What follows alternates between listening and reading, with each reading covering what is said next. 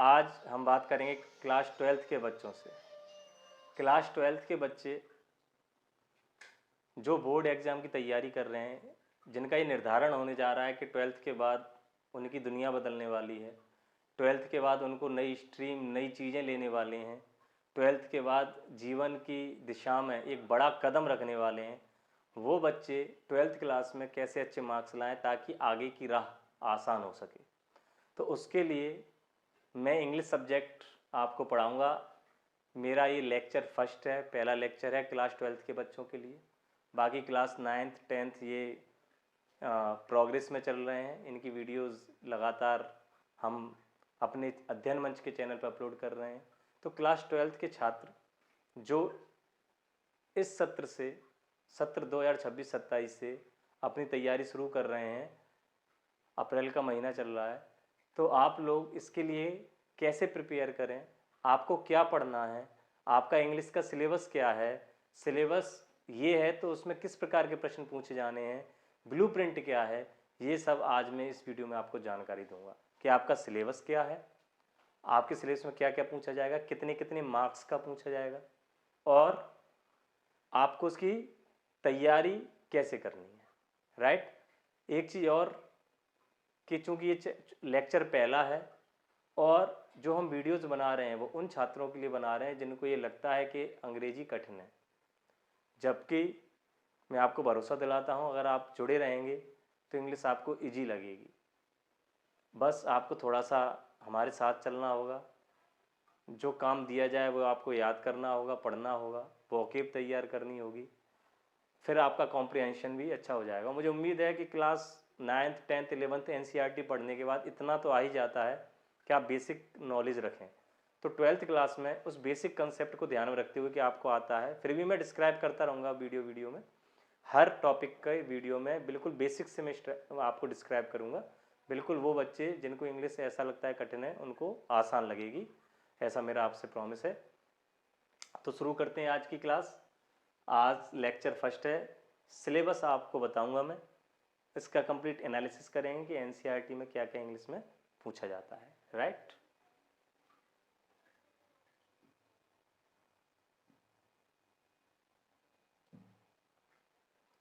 ये देखिए, माध्यमिक शिक्षा मंडल मध्य प्रदेश भोपाल, हायर सेकेंडरी परीक्षा सत्र 2025-26। राइट।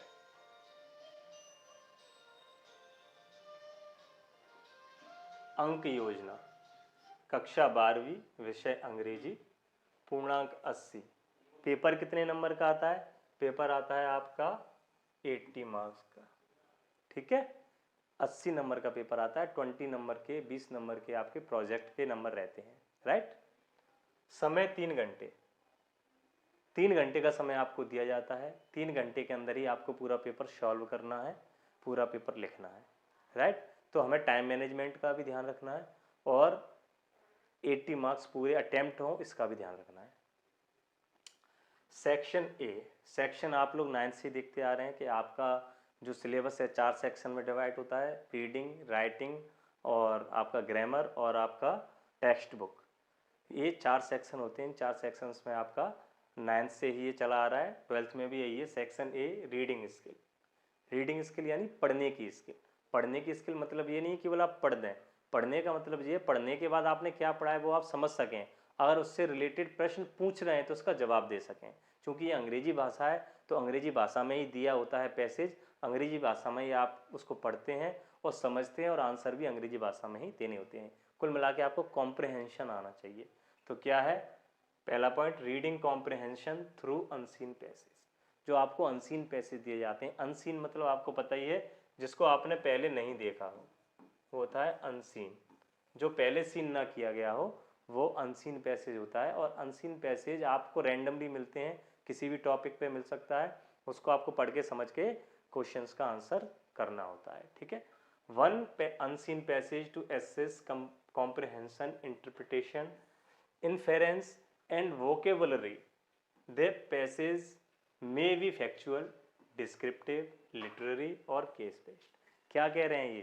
पैसेज पहले तो ये बात करते हैं कि पैसेज किस प्रकार के आ सकते हैं। पैसेज आ सकते हैं फैक्चुअल, फैक्ट पर आधारित, और डिस्क्रिप्टिव, डिस्क्रिप्टिव आ सकते हैं आपके पैसेज, ठीक है।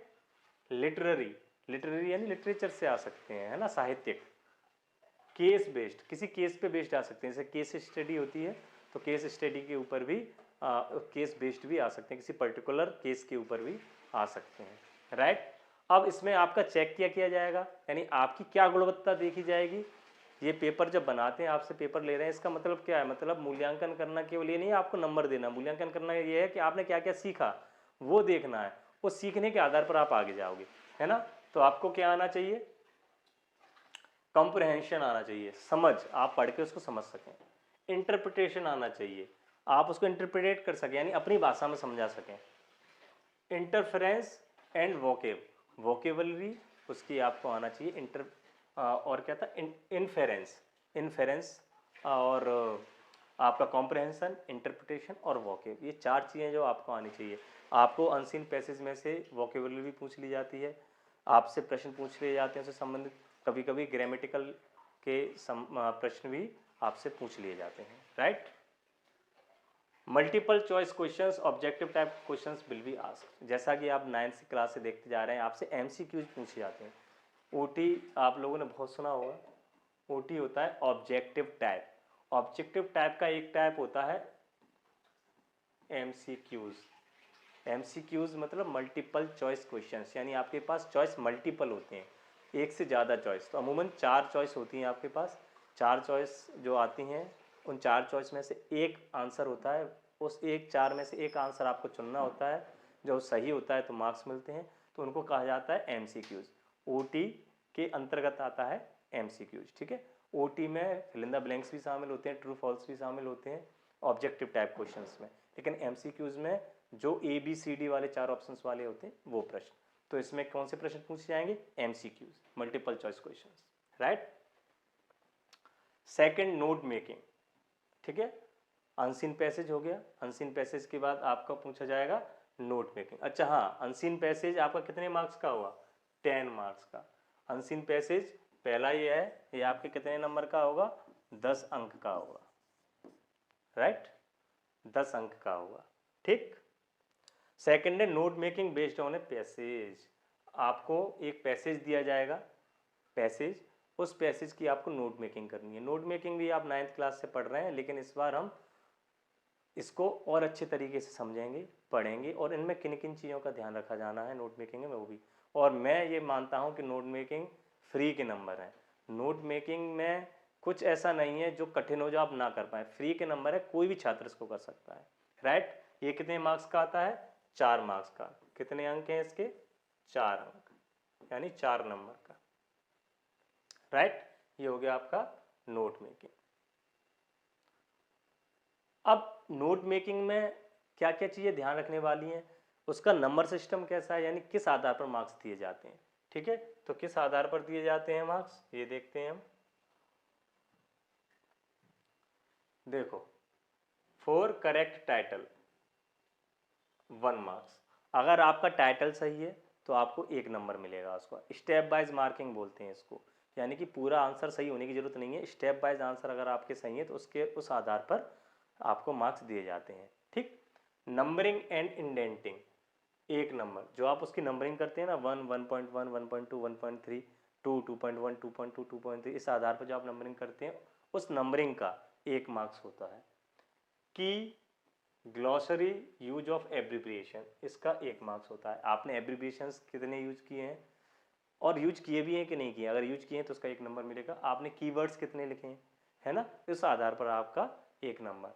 और नोट्स, यानी आप बॉडी का हिस्सा जो होता है, जिसमें जो आप लिखते हैं पूरा मटेरियल, वो नोट्स में आता है, जिसको बॉडी भी कह सकते हैं हम, उस वो होता है 1 मार्क्स का, ठीक है। तो ये होता है आपका नोट मेकिंग, आता है 4 नंबर का, ठीक है। अब हम आते हैं सेक्शन बी पे। Section B, writing skills, reading skills हो गई, रीडिंग मतलब कॉम्प्रिहेंशन, समझ, और नोट मेकिंग, नोट मेकिंग में भी नोट्स बनाना है, समझ के नोट्स बनाना। नोट मेकिंग क्या होती है उसमें हम डिटेल में पढ़ेंगे, लेकिन ये रीडिंग सेक्शन के अंतर्गत आता है। अब आता है राइटिंग सेक्शन। राइटिंग सेक्शन क्या क्या है, 1, 2 और तीसरा आ गया पोर्शन, नोटिस, नोटिस कैसे लिखा जाना चाहिए, एडवर्टीजमेंट यानी जो प्रचार करने के लिए जो आप एड्स देखते हैं बहुत सारे पोस्टर के माध्यम से, फिल्मों में जो एड्स आते हैं, वो टीवी में जो एड्स आते हैं, वो यूट्यूब पे जो एड्स आते हैं, वो एडवर्टीजमेंट एंड पोस्टर मेकिंग और पोस्टर बनाना।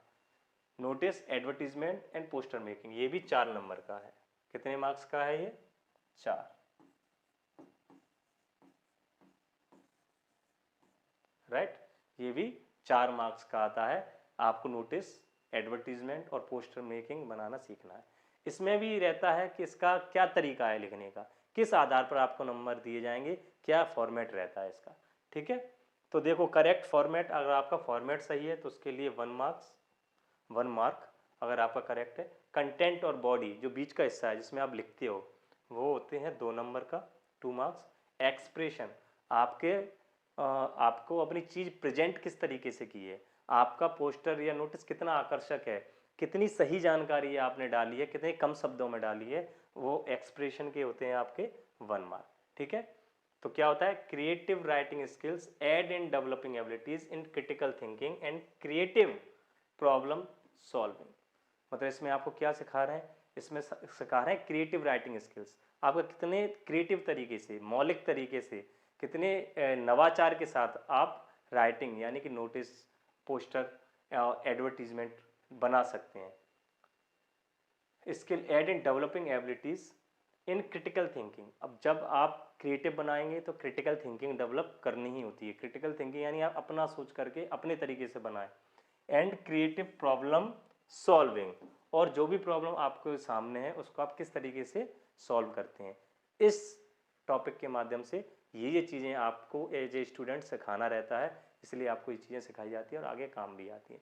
आपकी creative thinking, critical thinking, creative तरीके से प्रॉब्लम सॉल्विंग और एक्सप्रेस करने का तरीका अच्छे से, वो इन टॉपिक्स के माध्यम से सीखते हैं। तो हमेशा याद रखना, जब हम पढ़ते हैं तो हम केवल नंबर्स के लिए नहीं पढ़ रहे हैं, हम सीखने के लिए पढ़ रहे हैं। राइट,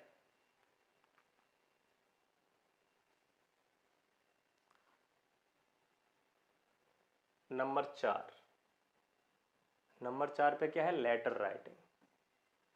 क्या है नंबर 4 पे? Letter writing.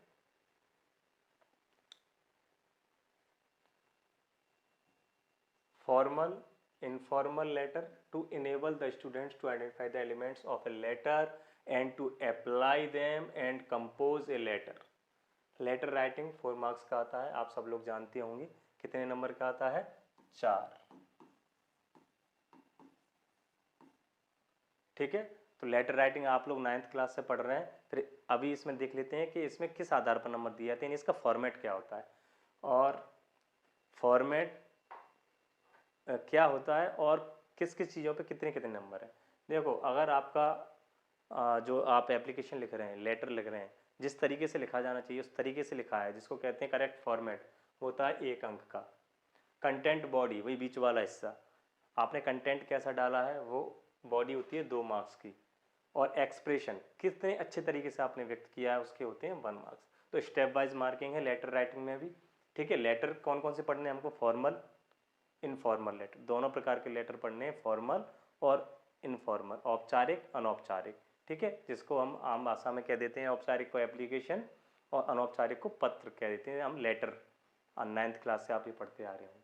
To enable the students to identify the elements of a letter, ये आपको क्यों सिखा रहे हैं, ताकि आप लेटर्स के जो एलिमेंट हैं उसको कैसे पहचान कर पाएँ और कैसे इसका इस्तेमाल कर पाएँ। एंड टू अप्लाई देम, कैसे इस्तेमाल कर पाएँ। एंड कंपोज ए लेटर, और एक लेटर लिखना सीख पाए, अच्छा लेटर कैसे लिखा जाता है वो सीख पाए। ठीक, they must be able to produce clear and coherent writing. आपको ये सीखना है एज ए स्टूडेंट कि आप कितने स्पष्ट तरीके से, कितने अच्छे तरीके से आप लेटर राइटिंग लिखें। In which the development, organisation and style are appropriate to task, purpose and audience.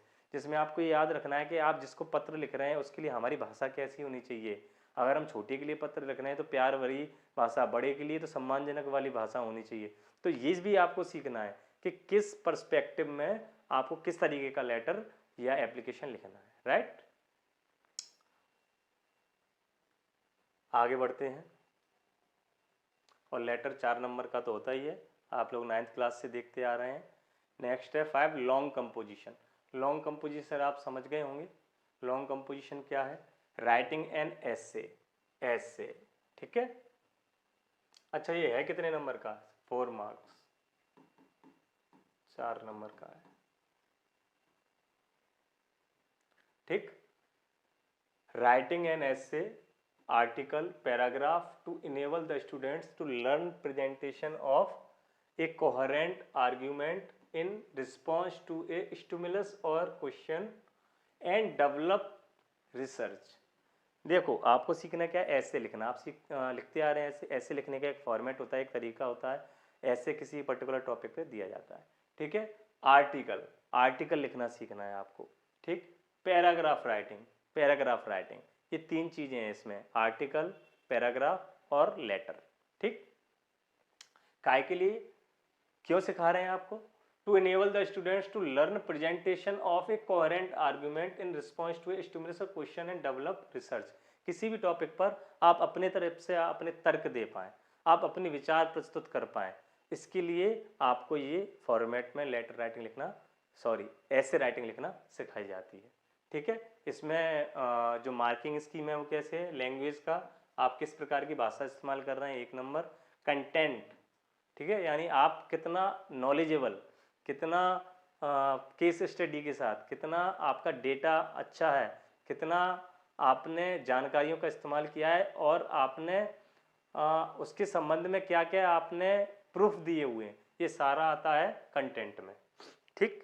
और नेक्स्ट तीसरा 1 नंबर का होता है आपका sorry students, expression, grammatical accuracy, coherence, appropriate words, spelling and punctuation. Expression में क्या क्या आप एक्सप्रेस करेंगे, तो भाषा के माध्यम से एक्सप्रेस करेंगे तो आपकी ग्रामेटिकल पोर्शन सही होना चाहिए।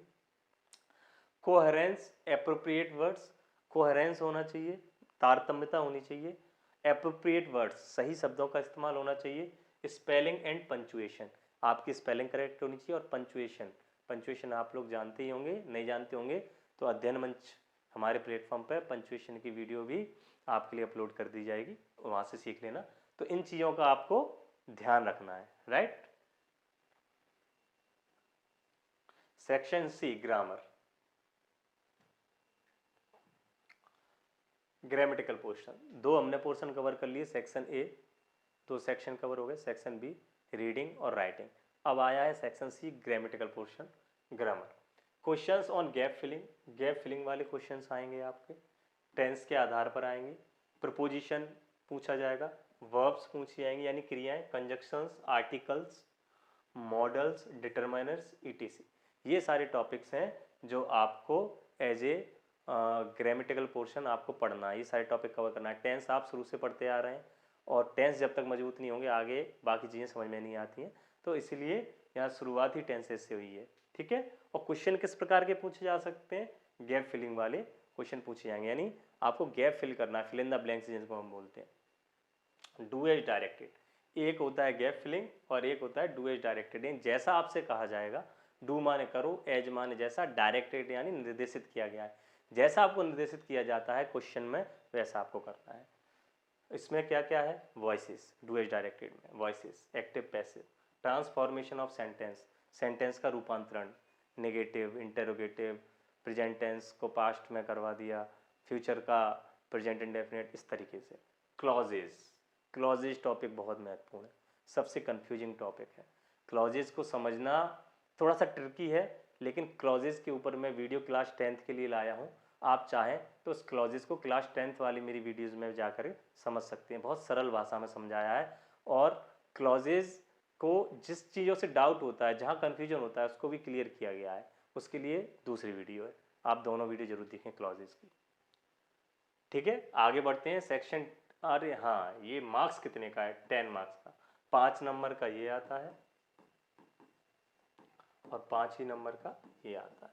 और ये चीज़ें आप देख रहे हैं, ये चीज़ें आप देख रहे हैं, 9th क्लास से देख रहे हैं, 5-5 नंबर्स की ग्रामेटिकल पोर्शन ही आता है। Text book, section D text book, सबसे ज़्यादा मार्क्स इसके हैं 44 मार्क्स, कितने? 44 अंक टेक्स्ट बुक से हैं। तो टेक्स्ट बुक भी हमको बहुत अच्छे से पढ़नी है, बहुत अच्छे से समझनी है। इसमें क्या क्या आएगा देखो जरा। This section will have the variety of assessment items including multiple choice questions। ये कह रहे हैं कि इस सेक्शंस में विभिन्न प्रकार की वेराइटीज के क्वेश्चंस आएंगे। उनमें से एक है multiple questions, objective type questions. मैंने आपको बताया था मल्टीपल एमसीक्यूज ओटी का हिस्सा है, लेकिन वो मल्टीपल में 4 ऑप्शंस होते हैं, एमसीक्यूज में 4 क्वेश्चन होते हैं, ओटी में आपका फिल इन द ब्लैंक्स भी आ जाता है, ट्रू एंड फॉल्स भी आ जाता है, सही जोड़ियाँ भी आ जाती हैं। ठीक है, तो OT short answer type questions, 2 number के question, short answer type question 2 number के प्रश्न। ठीक, long answer type questions, long answer type questions भी आ जाते हैं। टू असेस कॉम्प्रिहेंशन, इसमें भी आपकी कॉम्प्रिहेंशन चेक करने हैं कि आपने जो आपका चैप्टर पढ़ा है, आपका लेसन पढ़ा है, उसको आपने कितने अच्छे तरीके से समझा है। एनालिसिस, उस पर आपने क्या एनालिसिस किया है। ठीक है, द लास्ट लेसन पहला ही अपना लेसन है, जिसको लेके थोड़ा सा हंसी मजाक भी कर लेते हैं कि पहला ही लेसन हमारा लास्ट लेसन हो गया है ना। तो लास्ट लेसन से लेसन आपका 12 शुरू है, आपको उसने किस तरीके से समझा, उसका एनालिसिस क्या किया। यानी उस लास्ट लेसन में, लास्ट लेसन तो दिया उन्होंने, लास्ट लेसन से आपने क्या सीखा कि भाषा से प्रेम क्या होता है, भाषा क्या होती है, भाषा का महत्व क्या हमारे लिए। तो हम आप एनालिसिस करते हैं उसके ऊपर। इंटरप्रिटेशन, इंटरप्रिटेशन वही आप अपने तरीके से इंटरप्रेट कर पाए, उसको बता पाए। आपसे जब पूछा जाए कि आपने बेटा क्या कहानी है उसकी, तो आप अपनी भाषा में बता पाए, इंटरप्रेट कर पाए। एक्सप्लोरेशन, और उसकी व्याख्या कर पाए, एक्सप्लोर कर पाए और ज़्यादा। ऑफ द टेक्स्ट बुक्स, तो टेक्स्ट बुक की बहुत महत्वपूर्ण हिस्सा निभाता है, और सबसे ज़्यादा मार्क्स टेक्स्ट बुक से ही है, 44 मार्क्स। लेकिन हमको हर एक पोर्शन पर ध्यान देना है, क्योंकि जब अच्छे मार्क्स लाने होते हैं, 80 अगर आउट ऑफ 80 आपको चाहिए, तो हम किसी भी पोर्शन को हल्के में नहीं ले सकते। लेकिन हाँ, जो बच्चे कमज़ोर हैं वो भी, उनको भी भरोसा दिलाता हूँ कि आप अगर कंटिन्यूस वीडियो देखते रहेंगे तो आप भी ये कह देंगे नहीं सर फर्स्ट डिवीज़न तो मेरी 100% आएगी। और जिसको बेसिक नॉलेज कंसेप्ट क्लियर है तो वो तो 70+ आराम से लेके आएगा। और जो होशियार स्टूडेंट्स हैं, जो वो हमेशा ये सोचे कि हम 80 आउट ऑफ 80 कैसे लाएं। मैं तो ये कह रहा हूँ हर बच्चा ये सोचे 80 आउट ऑफ 80 कैसे लाएं, क्योंकि अगर आप ड्रीम अपना ड्रीम ऊंचा रखेंगे, बिग रखेंगे, तो आपको रिजल्ट भी उसके अनुसार आएंगे। अगर छोटा ही हम सोचेंगे, अगर हम कम ही सोचेंगे, तो हमको ज़्यादा कैसे मिलेगा। तो सोचना तो हमको ज़्यादा ही है, फिर उसके हिसाब से मेहनत हमारे सोच के आधार पर हो ही जाती है, आपके मानसिकता के आधार पर आप कर ही लेंगे। और मुझे पूरा भरोसा है आप अच्छे मार्क्स ले आएंगे। क्लास 12th है, बहुत इंपॉर्टेंट क्लास है, महत्वपूर्ण क्लास है। इसके बाद नई दुनिया आती है, नई दुनिया के दरवाजे खुलते हैं। तो आपको बेस्ट ऑफ लक आपके नए भविष्य के लिए। और कंप्लीट एनालिसिस है, बताया है मैंने कैसे कैसे ये पूछा जाता है, कितने सेक्शन में डिवाइड है। आगे से हम लेक्चर वाइज एक एक लेक्चर हर टॉपिक का बिल्कुल डिटेल में समझेंगे। मुझे उम्मीद है आपको ये पसंद आया होगा। अगर आपको पसंद आया है तो अध्ययन मंच से जुड़िए और इस वीडियो को लाइक एंड सब्सक्राइब हमारे चैनल को करिए। बहुत बहुत धन्यवाद।